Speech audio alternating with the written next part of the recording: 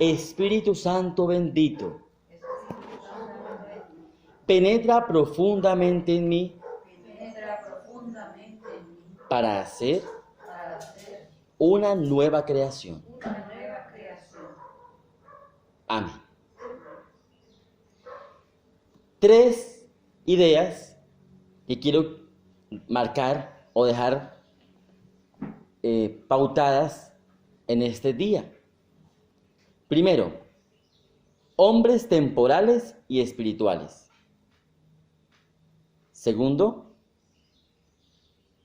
la fuerza de la palabra de Dios. Y tercero, la realidad nacional en torno a la pandemia. Dice la primera lectura del día de hoy, en este martes 1 de septiembre, en el contexto litúrgico de la semana 22 del tiempo ordinario.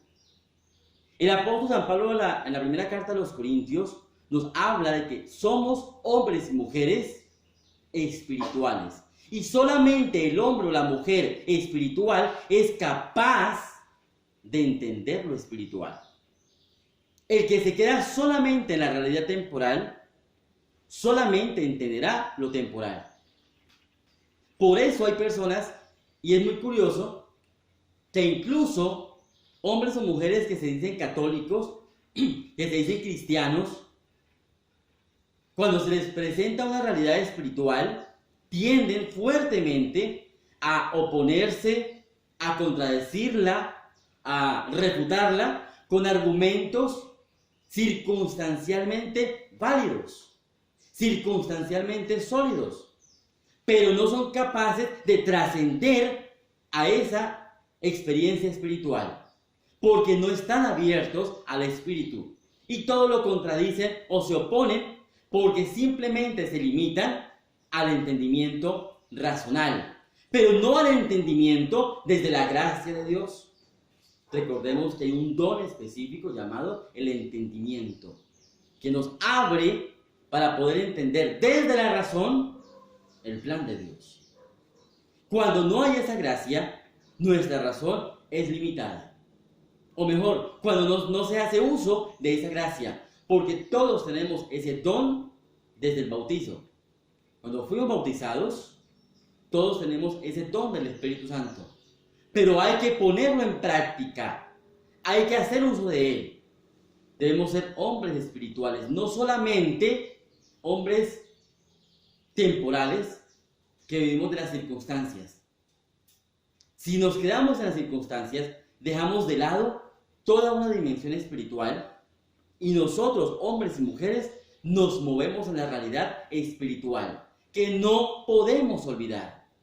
Cuando un hombre o una mujer olvida esa dimensión espiritual, se olvida del llamado a la santidad, se olvida del llamado a la perfección, se olvida del llamado a la gracia y le da igual 8 que 80, le da lo mismo la circunstancia que viva y entonces le da igual una cosa que otra y no avanza. Corre el peligro enorme de estancarse en esa realidad meramente temporal. Y nosotros, hombres y mujeres, estamos llamados a trascender, a ir más allá. No podemos quedarnos. Dice el texto del apóstol San Pablo a los Corintios, en la primera carta. Cuando explicamos verdades espirituales a los hombres de espíritu, no las exponemos en lenguaje que enseña el ser humano, el saber humano.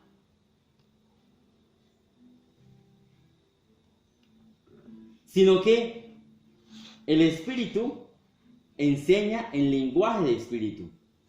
Pues el hombre natural no capta lo que el espíritu, lo que es del espíritu de Dios, porque le parece necedad. Palabra de Dios. Y qué curioso es que cuando alguien lo propone o plantea algo espiritual a hombres temporales que no trascienden a lo espiritual, entonces dice el texto, y lo dice de hecho concretamente, le parece necedad. No es capaz de percibirlo, porque solo se puede juzgar con el criterio del Espíritu. Palabra de Dios. Hay cosas espirituales que solo se entienden con el criterio del Espíritu. De lo contrario, no. Y entonces, a veces, y suele pasar, muchas personas que no se abren a la experiencia espiritual, todo lo cuestionan, todo lo critican, todo lo condenan. Y no porque la fe sea como hubo por allá un comentario que hizo mucho énfasis en el mundo social y en el mundo económico, en la historia donde decían que la fe es el opio del pueblo. Y eso es mentira. No porque la fe oprima o sea opio, o la religión, sino porque al contrario, cuando se abstiene de una experiencia espiritual, no se es capaz de avanzar, porque somos hombres y mujeres integrales, de carne y de espíritu, de alma, cuerpo y espíritu. Y si no se avanza en esa triple dimensión, en este contexto doble, cuerpo y espíritu, nuestro ser se estanca en una realidad meramente circunstancial. Segunda idea, y la tomo del Evangelio. Dice el texto: había en la sinagoga un hombre poseído por un espíritu de un demonio inmundo, y se puso a gritar con fuerte voz: ¡basta! Palabra de Dios. El demonio estaba en la sinagoga. Y miren qué interesante, porque la sinagoga es el lugar donde se predica la palabra de Dios. La sinagoga es el lugar donde los fariseos se reunían, donde los judíos se reunían a escuchar la palabra de Dios del Antiguo Testamento, a escuchar las profecías, a escuchar la voz de los antiguos, de los mayores. Se reunían para ese encuentro con Dios, y allí estaba el demonio. Qué curioso, allí había un endemoniado. Que Jesús esté en la sinagoga es normal, obviamente, pero que esté también un demonio allí en la sinagoga es muy particular. Y hoy nosotros podemos hacer ese énfasis. ¿Por qué está el demonio en la sinagoga? Recordemos que el Espíritu de Dios nos da la palabra, nos da la enseñanza, pero el espíritu del mal quiere arrebatarnos esa palabra. Dice un fragmento del Evangelio, hablando de la semilla, salió el sembrador a sembrar, y una semilla cayó en piedra. Pasó el demonio y se la llevó. Pasó una fuerte brisa y se la llevó. No con 8 raíces. Y resulta que el demonio quiere que esa palabra no eche raíces. Por eso está atento. Y entonces se manifiesta con el sueño, con los miles de pensamientos. Muchas veces cuando habitualmente la gente está en misa, puede caer en la tentación de la distracción tonta. Y entonces está la señora muy concentrada en misa. Ay, se me va a quemar el arroz. Y entonces se distrae. O puede estar la persona y entonces, ¡pum! Ay, me está vibrando el teléfono. ¿Quién será? Ay, ¿será la vecina? ¿Será tal cosa? Y entonces suposiciones. Y entonces, como le da pena sacar el teléfono, se queda ahí rumiando en el pensamiento: ¿quién será? Y pierde el momento. O entonces, cualquier tipo de distracción que se experimenta en la misa. Ahora que se está en pandemia, ahora que se está en este tiempo de misas virtuales, por ejemplo, hay quienes no sacaron su espacio o quienes les ha costado mucho, y entonces el tiempo de la misa y es el tiempo de poner la olla en la estufa, es el tiempo de entonces lavar la casa, el tiempo de hacer aseo, el tiempo de otra cosa, y aparentemente escuchan, pero al final están en cientos de cosas. Y el demonio aprovecha y roba el momento. Y ahí también quiero hacer alusión a que el demonio también ataca a los sacerdotes, en este caso, de la palabra de Dios. Porque resulta que hay sacerdotes, y eso lo digo con todo el respeto de mis hermanos sacerdotes, que no preparan la homilía. Y entonces el pueblo de Dios, ávido de un buen mensaje, y el sacerdote comienza a contar noticias del mundo, noticias del contexto. Ahorita voy a comentar algo de noticias. Ay, el padre no preparó la homilía, no, eso va preparado ahí, porque voy a contar una noticia circunstancial. Entonces comienza el sacerdote incluso a echar chistes como si fuera un comediante, y no es ese el momento. No, o hacer comentarios que no vienen al lugar del evangelio. Y el demonio también se aprovecha de esa realidad, de esa fragilidad humana del sacerdote, para robar el momento de gracia, el momento de la palabra de Dios. Porque la tentación está en el lugar donde la palabra de Dios es proclamada. Y esto lo digo no con el ánimo de juzgar o condenar o hacer una crítica negativa, sino al contrario, una crítica constructiva, porque sí es verdad que muchos sacerdotes no predican lo que deben predicar en el momento que lo deben hacer. Y la homilía es para predicar la palabra de Dios, es para contextualizar en una realidad social, histórica, para aterrizar esa palabra de Dios. Y esa tentación de no hacerlo o de no preparar la homilía, todos los sacerdotes la tenemos. Todos experimentamos esa tentación.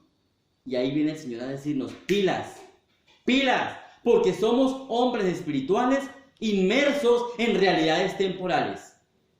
Y esta realidad nos aplica para todos. Tercera idea, la noticia nacional. En este contexto en el que estamos, nosotros hoy, 1 de septiembre, en Colombia, se da un fin al confinamiento obligatorio.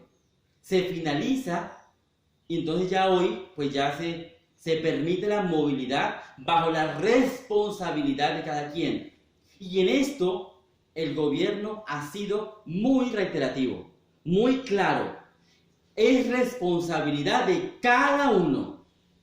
Ya no es responsabilidad del gobierno que durante X cantidad de meses nos tuvo bajo normas, leyes, bajo códigos. Entonces cuídense, quédense en casa, viene la multa, la sanción. Ya no. Ya es responsabilidad de todos. El uso del tapabocas, el cuidado de mano, el distanciamiento, es la prudencia. No salgan si no es necesario. Salgan a lo estrictamente necesario. El hecho de que ya no haya confinamiento obligatorio no quiere decir que se acabó la pandemia. No quiere decir que ya no hay virus en el mundo. Sí lo hay. Pero cada quien debe responder consciente y libremente a esa realidad. Entonces el cuidado es de todos. La responsabilidad es de todos. No por miedo, y lo he dicho muchas veces. No andar por miedo, sino por prudencia. Por ese cuidado mutuo.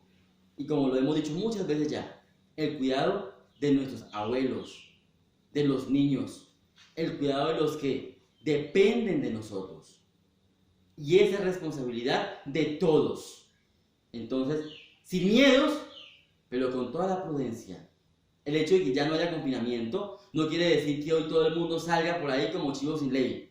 No, cuidado, cuidado. Porque no estábamos encerrados como gallinas en un galpón. No. Estábamos cuidándonos en casa. Y quiero que esto quede también muy claro. Porque esta responsabilidad es nuestra. Y esta responsabilidad tiene que movernos a todos a ser responsables de la salud personal y de la salud de los que nos rodean. Que esta realidad que vivimos de manera temporal y circunstancial también nos mueva a nosotros a avanzar hacia la realidad espiritual. Entonces, primera idea, somos hombres y mujeres espirituales y temporales, que vamos hacia el cielo. Segunda idea, ¿se me olvidó? No mentiras. Segunda idea es la del Evangelio. El Espíritu de Dios quiere darnos su gracia, pero el espíritu del mal se encuentra también ávido para robarnos la gracia de la palabra de Dios. Y tercera idea, el cuidado y el bien común es responsabilidad de todos y de cada uno en esta realidad en la que estamos a nivel nacional. Pidamos a Dios la gracia de mano de la Santísima Virgen María, para que seamos asistidos por su misericordia. Ave María Purísima. Sin pecado